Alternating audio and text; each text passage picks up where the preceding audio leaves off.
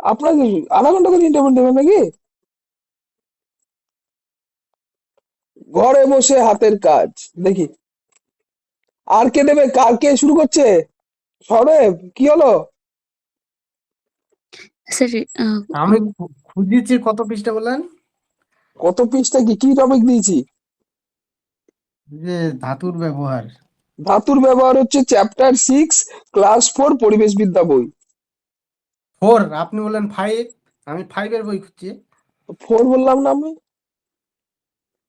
4ই পঞ্চম তো শ্রেণী বললাম। বলছিলেন। হ্যাঁ, পঞ্চম শ্রেণী, পঞ্চম, ঠিক ঠিক, পঞ্চম শ্রেণী।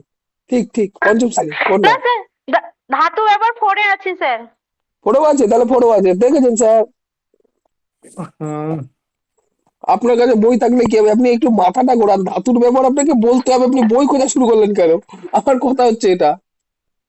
তো বইটা দেখো স্যার না, আমাকে কেমন কি বইটাতে কি লেখা কেন আছে। আপনি ধাতুর ব্যবহার বলা শুরু হয়ে যাবে? আবার ধাতুর ব্যবহার আর কি দেখতে লাগবে? ধাতুর ব্যবহার থাকতেই পারে কি আর বইতে? এখন ধাতু বলতে অনেক কিছু বোঝায় না, এখানে টপিকটা আপনি না হলে আপনি যে ধাতু বুঝবে না। ভাবছেন ওই ধাতু বাদ দিয়ে, মেটাল, মেটাল, হ্যাঁ। আপনি যে ধাতু আচ্ছা, ভাবছেন ওইটা বাদ দিয়ে মেটাল, এটা মেটাল। ধাতু অনেক রকম ধাতু মারছে। ব্যাকরণেও ধাতু আছে না। হ্যাঁ জানি, ধাতু শব্দ অনেক কিছু আছে, কিন্তু এটা হচ্ছে ধাতু মানে মেটাল, মেটাল বলছি। এটা তো ব্যবহারটা তো শুরু করবেন এইভাবেই, যে ধাতু, ধাতু আর অধাতুর মধ্যে পার্থক্য কি? ধাতুর বৈশিষ্ট্য দিয়ে শুরু হবে ধাতুর ব্যবহার। প্রথম কোন ধাতু মানুষ আবিষ্কার করেছিল, সেই ধাতু সম্পর্কে বলা। তারপরে আস্তে আস্তে মানুষের ডেভেলপমেন্ট, বর্তমানে কত ধরনের ধাতু আছে এই সমস্ত বলা। অত ডিটেল যদিও বইতে নেই, কিন্তু আপনার আপডেট নলেজ তো আপনাকে ইন্টারভিউতে দিয়ে আসতে হবে না? অন্যজনের নেন, আমি তাতে দেখি। আচ্ছা, মৌসুমী ম্যাডাম ফাঁকা হয়েছেন?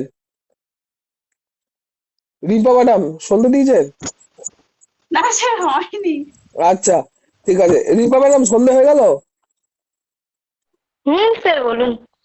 আচ্ছা, আপনি আমাকে বলবেন পোষ মানা পশু পাখি, ক্লাস 6, এই চ্যাপ্টার 6, ক্লাস 4।